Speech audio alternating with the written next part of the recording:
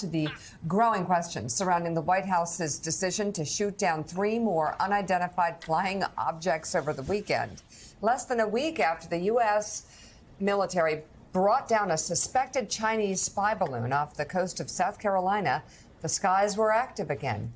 On Friday, President Biden ordered the military to shoot down an object flying near the northern coast of Alaska, at least 40,000 feet, according to NSC spokesperson John Kirby. The object was roughly the size of a small car and was flying low enough that it posed a threat to civilian flights. On Saturday, at the request of Canadian Prime Minister Justin Trudeau, U.S. fighter jets shot down another object, which was small and cylindrical, flying over the country's Yukon territory.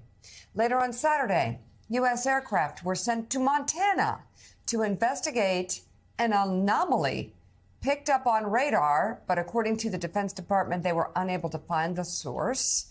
Officials say the radar blip reemerged overnight on Saturday, and after floating over Lake Huron near Michigan, President Biden made the call to bring it down.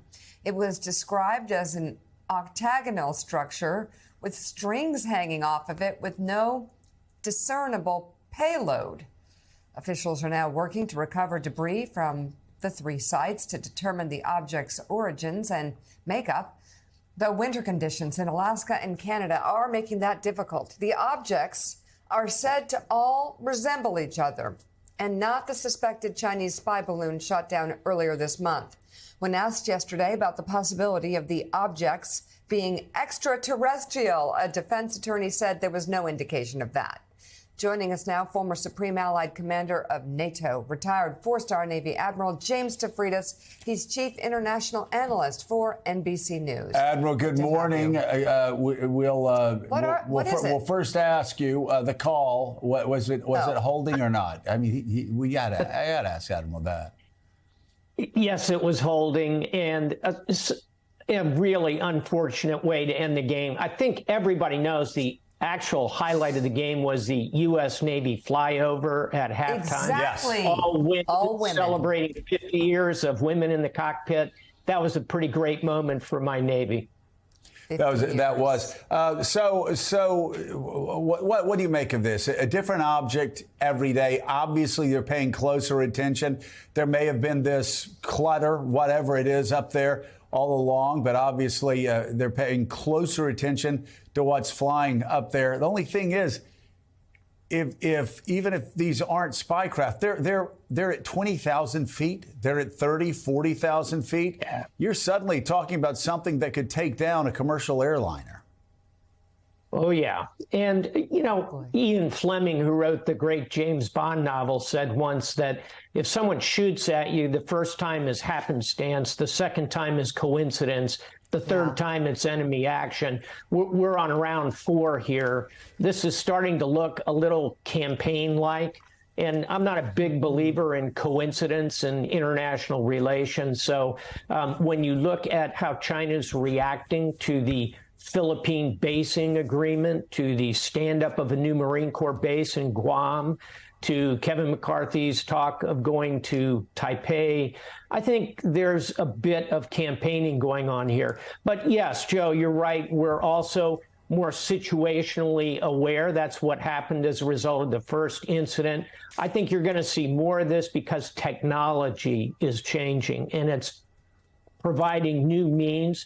And by the way, we tend to focus on China. This could be Russia. The Arctic is becoming a real zone of interaction in that high north as well. So I think we're going to see more of this. And I know we'll be talking to John Kirby a little later on. Ask him about how integrated our radar systems are. That is a significant point we ought to focus on here. Yeah. Jonathan Lemire, what's the White House saying? They haven't said much to this point, Joe. We expect to get a more substantial briefing today, and we'll certainly, as just noted, we'll hear from John Kirby in an hour or so.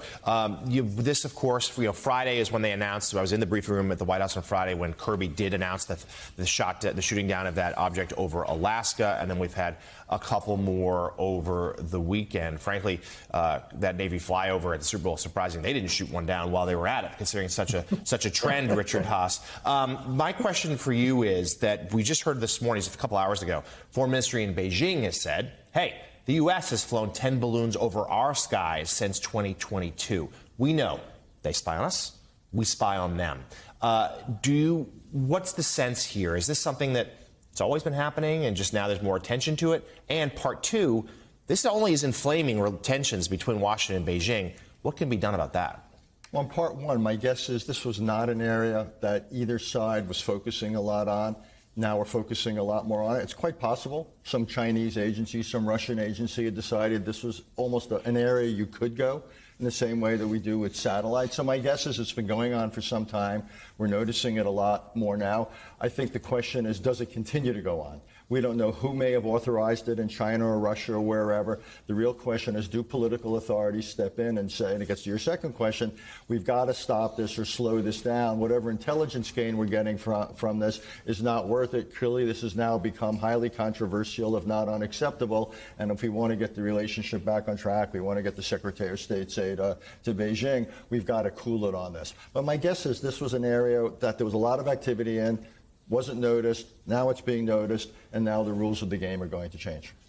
Well, Admiral, chances are very good if the Chinese are doing it, we're doing it, and probably doing it better, and they're not being able to detect our objects that are floating over their country. I mean, I mean, if you know anything classified, please don't reveal it here. But, you know, it's kind of like when people were talking about, the Russians are able to hack into our computers. I said, yeah, just please, just wait. And then, of course, in the Mueller report, we found out that as they were hacking, we knew what base was doing it, what building was doing it, what person sitting at what desk was doing it, what keystroke they used to do the things that they were doing. So that's what I'm saying. I mean, we can protest and beat our chests and scream and yell and say this is the worst thing ever. Chances are good we're probably doing it and doing it better, aren't we?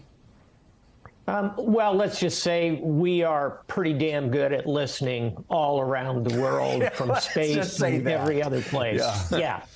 I'll give you three things that are net positives here. One is we're learning a lot. We are soaking up intelligence. We are going to recover every nut and bolt of these things that come out of the sky. We're also very good at that.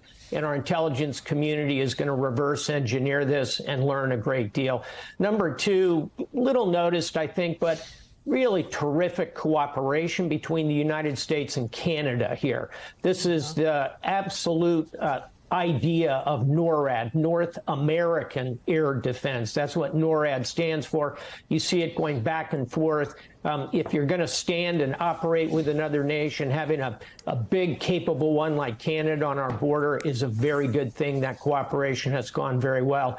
And then thirdly, to Richard Haas's point, I think both sides are going to say, look, the candle isn't worth the game here in terms of ratcheting up, creating challenges.